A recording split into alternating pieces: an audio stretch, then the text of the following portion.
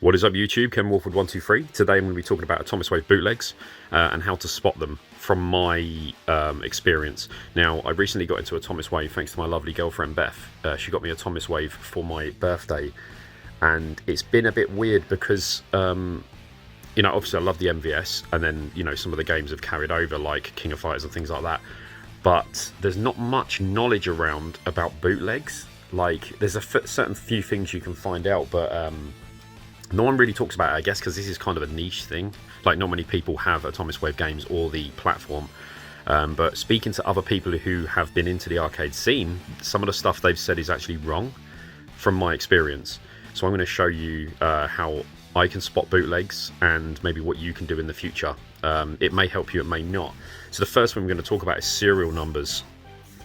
So you can get some bootlegs that look really, really good. They look fantastic. But the serial number is a massive telltale that it's a bootleg. I don't know exactly when, but going back a good few years, you could get these on AliExpress for like £50 a piece. Even the games that aren't worth as much, like these, like the Neowave, you could still get them on AliExpress.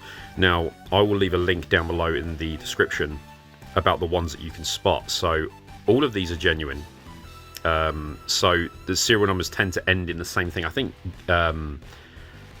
when I say Metal Slug, at the end of it was 510 or 150, something like that. But I'll leave the list down below. But if you see that number and it matches any of the games you're looking at, instant bootleg. Just ignore it, unless you're really after it. But there's people out there selling these games for £300 a pop, and they're bootlegs, and they don't know the difference. So that's the first thing. I don't want to ramble too much. I want to try and get through this.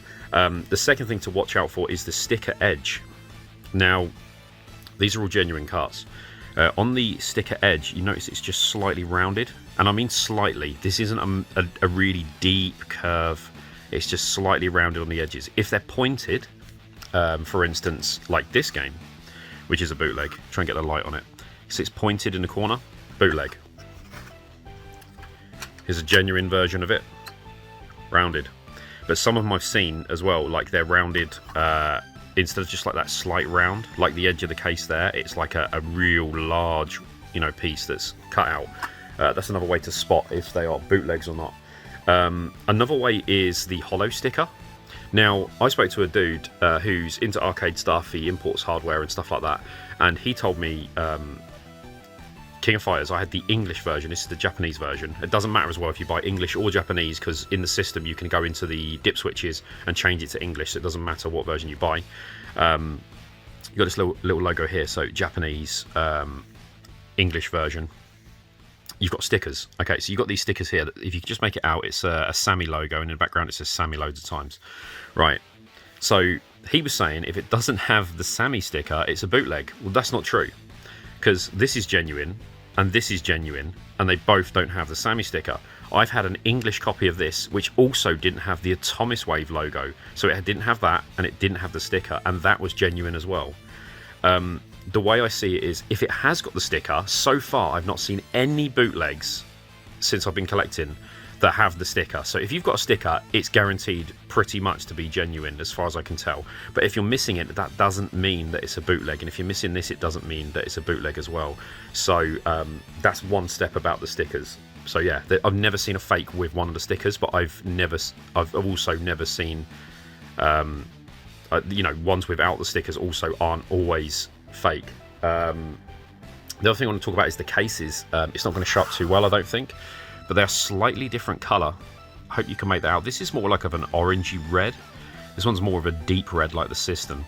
The plastic also is slightly different. Like, the touch of the plastic is smooth, but this is very smooth. Like, this is like polished smooth. It's not easy to spot, obviously, when you're on, I mean, I don't know if that's even going to show up for you guys. If you're on eBay, it's not always the easiest to spot between colours of systems, and obviously you're not going to be able to touch it if it's on eBay, because, well, it's just not possible. That's just another way of spotting it, but yeah, in person you'll know that. The other way is to look at the boards. Now, before we look at the boards, so this is a bootleg straight away. So you can see it's got squared edges. It's got no logos there. It's got no lettering at all. Like, these all have lettering, so the Japanese ones have Japanese text.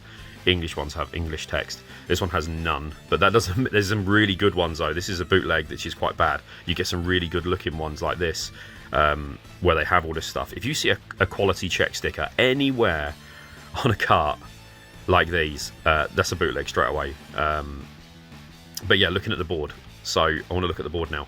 So the difference is, let's flip it over. First of all, we're going to go like this, and then we're going to get the genuine Demolish Fist.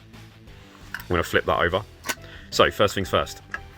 First thing you see on the genuine is Sammy chips. The chips will always say on them either Sammy or Sega or something like that.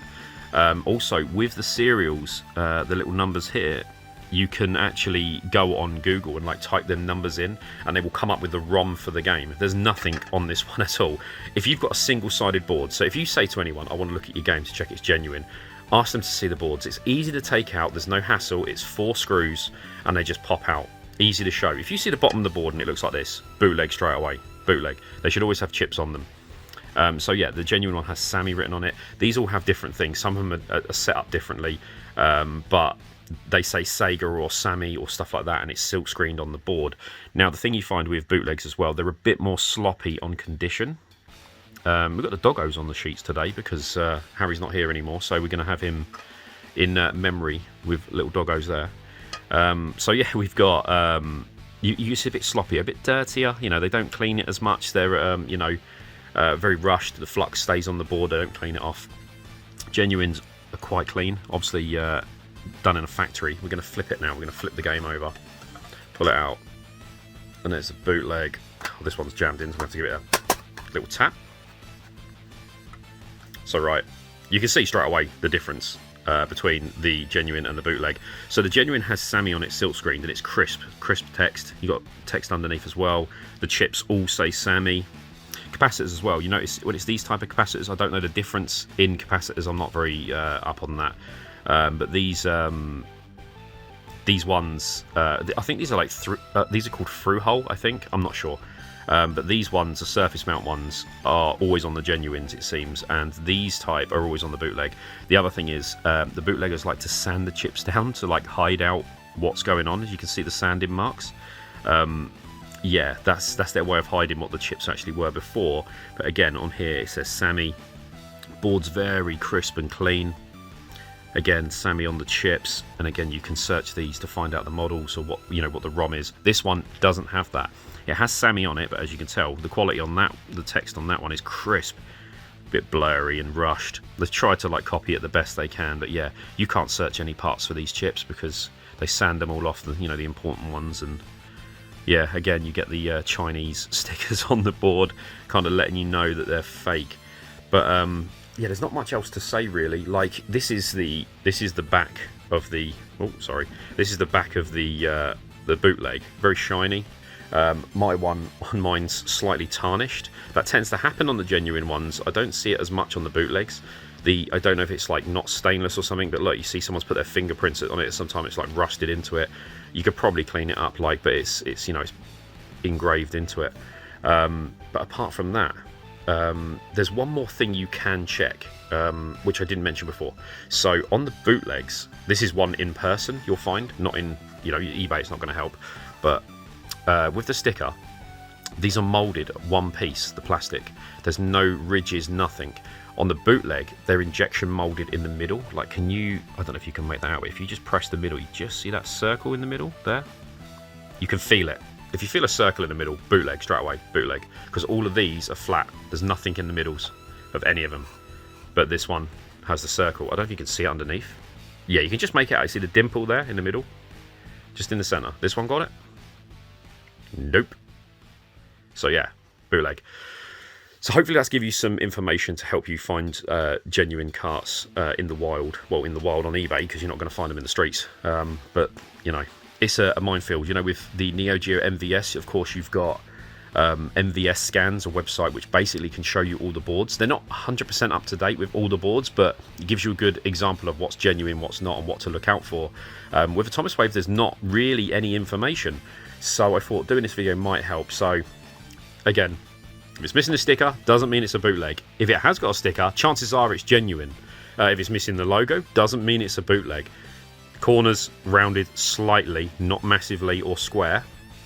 And again, the main thing is see the board. If anyone doesn't want to show you the board, they're hiding something. Like, it's not hard to get the boards out. 4 screws, pops out, and you can look at it. You can tell the difference, the quality. Look at the quality on that, and look how grimy and unclean that's been in that case, never been removed. And look at the state of it, just from like flux and things like that, never being cleaned off, dirty.